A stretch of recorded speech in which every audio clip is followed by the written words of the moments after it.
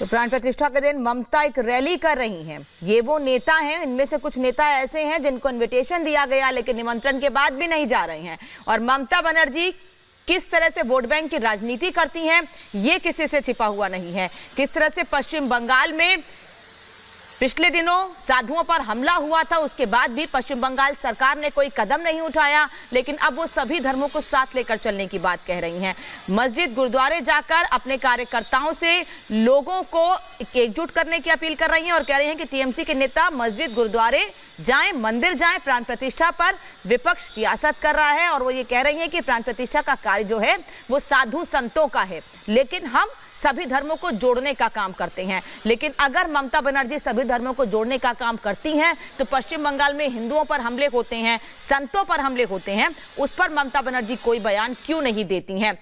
रामनवमी के जुलूस पर पत्थर चला दिए जाते हैं लेकिन उस वक्त कोई बयान नहीं आता है। लेकिन अब 22 जनवरी जब देश के लिए, दुनिया के लिए, तमाम राम भक्तों के लिए बड़ा दिन है, उस दिन वो सद्भाव रैली कर रही हैं। प्राण प्रतिष्ठा के दिन ममता बनर्जी ने यह सद्भाव रैली बुलाई हुई है। आपको बता दें कि कई ऐसे राम भक्त हैं जो पश्चिम बंगाल से पैदल यात्रा करके अयोध्या पहुंच रहे हैं, प्रभु श्री राम के प्राण प्रतिष्ठा समारोह में शामिल होना चाहते हैं। और वो साफ तौर पर बताते हैं कि पश्चिम बंगाल में अगर आप राम भक्त हैं, अगर आप नाम लेते हैं भगवान श्री राम का, तो किस तरीके से उनके साथ बर्ताव किया जाता है। और वीएचपी लीडर सुरेंद्र जैन इस वक्त हमारे साथ जुड़े हैं। सुरेंद्र जी, ममता बनर्जी 22 जनवरी को पश्चिम बंगाल में सद्भाव रैली बुला रही हैं और कह रही हैं सभी धर्मों को साथ लेकर चलेंगे। कार्यकर्ताओं, नेताओं से कह रही हैं मंदिर जाइए, गिरजाघर जाइए और लोगों को साथ लेकर आइए। क्या कहेंगे इस पर? ममता बनर्जी ही नहीं, इन सब लोगों का इतिहास राम विरोधी रहा है, हिंदू विरोधी रहा है। हमने अपना हृदय विशाल करके उन सबको भी निमंत्रण दिया।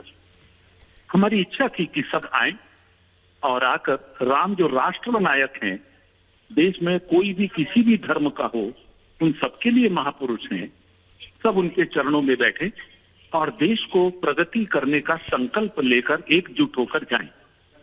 लेकिन जिनके सौभाग्य में ही नहीं है राम का आशीर्वाद लेना, वो नहीं आ पा रहे। और जो सद्भावना का कार्यक्रम होगा वह तो अयोध्या में ही होगा, क्योंकि राम ही सद्भावना के प्रतीक हैं। ममता बनर्जी तो कतई नहीं। जहां साधुओं के ऊपर इस प्रकार से बर्बर हमले किए जाते हों, जहां पर हिंदुओं को जिंदा जला दिया जाता हो, जहां हमारे दुर्गा पूजा के पांडालों पर हमला होता हो, वहां कैसी सद्भावना ममता जी निर्माण करना चाहती है। हम राम से प्रार्थना करेंगे जी, उनको सद्बुद्धि मिले और वो राष्ट्र विरोधी, हिंदू विरोधी तत्वों को कैसा प्रश्रय देती हैं वो न दें और सोनार बांग्ला बन सके, ये हमारी प्रार्थना रहेगी राम के चरणों में। जी, बहुत धन्यवाद आपका, हमारे साथ आप जुड़े और आपने कहा कि किस तरीके से यहाँ पर जो राजनीति है वो तुष्टीकरण की राजनीति यहाँ पर देखने को मिल रही है। ममता बनर्जी ने जिस तरीके से आह्वान किया है कि मंदिर जाइए, मस्जिद जाइए, गिरजाघर जाइए और लोगों को लेकर के आइए। अब आपको बताते हैं कि असदुद्दीन ओवैसी ने क्या कहा है। असदुद्दीन ओवैसी ने भी इसी तरीके से निशाना साधा और कहा है बीजेपी में अंतर क्या है, दोनों ही तो हिंदुत्व की राजनीति कर रहे हैं। इस तरीके से यहाँ पर असदुद्दीन ओवैसी की तरफ से भी निशाना साधा गया है, जो ये कह रहे हैं कि लगातार यहाँ हर तरीके से विपक्ष राजनीति करते हुए नजर आ रहा है और इसी को लेकर के ओवैसी ने यहाँ पर हमला किया है।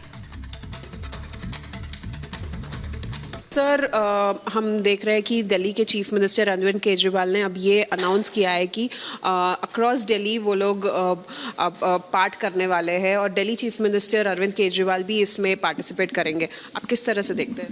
नहीं, ये तो शुरू से मैं कह रहा हूँ कि ये हमेशा हिंदुत्व की पॉलिटिक्स को, आइडियोलॉजी को मानने वाले हैं और इनकी दिल्ली के मुख्यमंत्री की सरकार का ये फैसला मेरी उस बात को साबित करता है कि ये हिंदुत्व की आइडियोलॉजी पर अमल कर रहे हैं और गवर्नमेंट के स्कूलों में शिक्षा की जगहों पर आप ये सब चीज़ें पढ़ाएंगे तो आप में और बीजेपी नरेंद्र मोदी में क्या फ़र्क है? कोई फ़र्क नहीं है। इतने ग्रैंड स्केल पे जो अयोध्या राम मंदिर का इनॉग्रेशन होने वाला है, उसके मद्देनजर रखते हुए ही ये सब किया जा रहा है, तो आप इसमें प्रॉब्लम क्या है सर? नहीं, प्रॉब्लम ये है कि गवर्नमेंट का स्कूल है, ये किसी का प्राइवेट स्कूल नहीं है, ये एक दिल्ली के मुख्यमंत्री की ज़ाती प्रॉपर्टी नहीं है। गवर्नमेंट के स्कूल में आप कैसा करेंगे और क्यों करेंगे? आपको आपको हिंदुत्व की आइडियोलॉजी पर आप चल रहे हैं, कॉम्पिटिटिव हिंदुत्व है, कोई ये कर रहा है तो कोई कह रहा है कि सरयू नदी के पास जमा हो जाओ, कोई कह रहा है कि राष्ट्रपति को नासिक बुला लो, वहाँ पे आ जाओ। ये क्या हो रहा है? तो ये आप ये सब चीज़ें करके आप तीसरी मर्तबा नरेंद्र मोदी को रोकना चाहेंगे प्रधानमंत्री बनने से? आप बताइए, आप में उनमें फ़र्क क्या है फिर? सर साथ ही साथ अब देख रहे हैं कि कांग्रेस पार्टी के टॉप लीडरशिप ने तो कहा कि वो लोग अयोध्या राम मंदिर नहीं जाएंगे 22 तारीख को, लेकिन कुछ लीडर्स जो है वो ऑलरेडी सरयू नदी जाके आए हैं और कुछ कह रहे हैं कि वो 22 तारीख को भी पार्टिसिपेट करेंगे।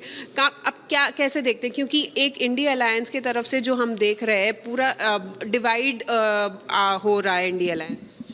अब वो जाने, वो बताएंगे, मैं तो उसका हिस्सा नहीं हूँ, मगर हम यही कह रहे हैं कि अभी जो देश में चल रहा है वो कॉम्पिटिटिव हिंदुत्व की आइडियोलॉजी और उसकी पॉलिटिक्स चल रही है।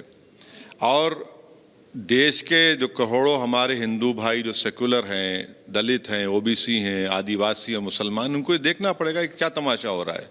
ठीक है, आप मुझे पसंद नहीं करते, मुझे मालूम, आप मगर ये तो देखिए ना ये क्या हो रहा है फिर। अब इसका जवाब कौन देगा?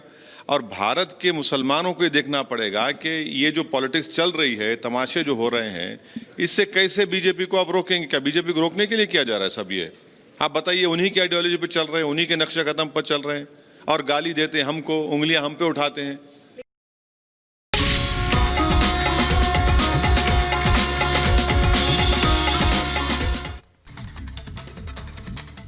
तो आज से यजमान जो हैं उन्होंने सरयू में स्नान किया है आज, और आज से विधिवत शुरुआत हो गई है प्राण प्रतिष्ठा के अनुष्ठान की। और उस अनुष्ठान का हिस्सा बनने के लिए प्रधानमंत्री भी पहुंचेंगे। प्रधानमंत्री ने भी इसको लेकर अनुष्ठान किया, यानी 11 दिन का व्रत कर रहे हैं। शिखा अयोध्या से इस वक्त हमारे साथ जुड़ी हैं। शिखा, क्या तस्वीर? और बिल्कुल अनामिका, देखिए मैं सरयू घाट पर मौजूद हूँ और यहाँ की तस्वीरें बहुत सुंदर है, अलौकिक है यहाँ पर, क्योंकि हर तरफ जो रोशनी से नहाया हुआ सरयू घाट नजर आता है। जैसे ही थोड़ा सा दिन ढलेगा आप वो रोशनी भी देख पाएंगे, लेकिन ये दिए जो हैं, आरती का वक्त होता है जब ये दिए जलाए जाएंगे। आज से इस दीपोत्सव की शुरुआत भी हो चुकी है, यानी कि अब 22 तारीख तक इसी तरीके से इस घाट को सजाया जाएगा दियों से, जिसमें आप देख सकते हैं कि जय श्री राम भी लिखा हुआ है। और तमाम जो भक्त हैं वो भी यहाँ पर आकर हर्षोल्लास के साथ इन दियों को प्रज्वलित करेंगे, तो वो भी अलौकिक छटा उस समय देखने को मिलेगी। लेकिन इसी तरीके की तस्वीरें हर जगह से हमको देखने को मिल रही है। राम में जो धुन है वो हर जगह से गुंजायमान है पूरे अयोध्या के कण कण में। हमने जो पुजारी जी हैं जिन्होंने मुहूर्त निकाला उनसे भी बात की, उन्होंने बताया कि ये ऐसा मुहूर्त है जो जब तक ये सूरज और चांद रहेंगे तब तक ये राम मंदिर बना रहेगा। और ये तस्वीरें आपको दिखाते हैं, ये देखिए तमाम जो लोग हैं, अभी भी यहाँ पर स्नान चल रहा है, शाम का वक्त है लेकिन फिर भी स्नान चल रहा है। लेकिन ये देखिए बेहद खूबसूरत यहाँ पर जय श्री राम लिखा हुआ है, उनका धनुष बाण बनाया हुआ है और यहाँ ओम भी बनाया, और वहाँ पर आप देख सकते हैं कि किस तरीके से बच्चे जो है वहाँ घूम रहे हैं बीच में। तो यानी कि ये हर्षोल्लास है, भक्ति भावना है जो उनके अंदर निकल कर आ रही है। दियों में इस समय अगर पास से आके दिखाएंगे तो ये दियों में इस समय बाती लगाई जा रही है। ये देखिए, इधर आएंगे क्योंकि ये दिए सजा लिए गए हैं और उसके बाद अब यहाँ पर बाती लगाई जा रही है, फिर इनमें घी डाला जाएगा और उसके बाद इनको जगाया जाएगा। तो ये देखिए तस्वीरें बेहद खास हैं जो आपको दिखा रहे हैं सीधे सरयू घाट से। आप देख सकते हैं यहाँ पर अस्थायी जल पुलिस चौकी भी बनाई गई है ताकि किसी भी तरीके की अगर कोई ऐसी स्थिति आती है उससे निपटने के लिए यहाँ पर जो पुलिस है वो तैयार रहे। तो एक तालमेल भी यहाँ पर यूपी पुलिस का। बिल्कुल, ये बेहद खूबसूरत तस्वीरें हैं जो आप शिखा यहाँ पर दिखा रही हैं कि किस तरीके से एक बार फिर से ये दीपावली का जो त्योहार है वो लौट करके आ रहा है। आपके पास लौटेंगे शिखा, लेकिन इसी के साथ आपको उन लोगों से मिलवाते हैं, राम नामी समाज के लोगों से जिनके रोम रोम में बसे हैं प्रभु श्री राम। देखिए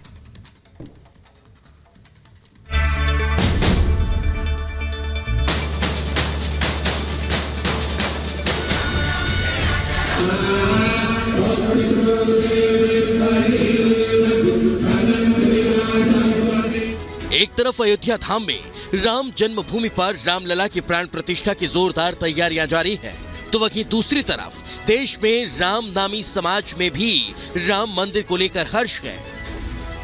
रोम रोम में राम नाम को धारण करने वाले राम नामी समाज के लोग मूर्ति पूजा नहीं करते, लेकिन अपने शरीर के रोम रोम में राम नाम को गुदवाने की इनकी परंपरा रही है।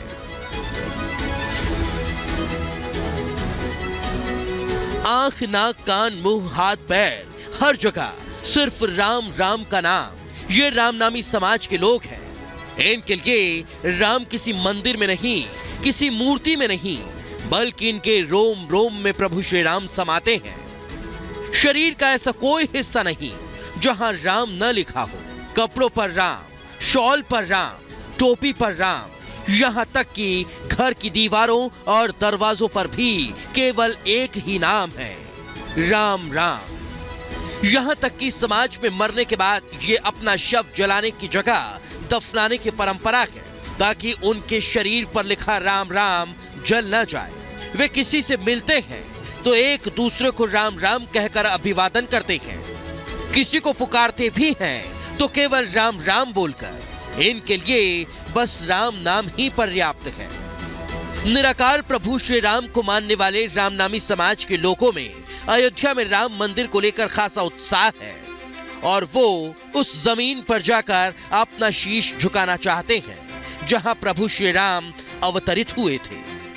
हम भजन भक्ति करबो के राम राम के हमी चुना हमार ससुर करीस, हमार जेठानी देरानी सब कोई करे भजन। हमार ससुर माथा भा लिखारी से और हमार आदमी लिखारी से बदन भा।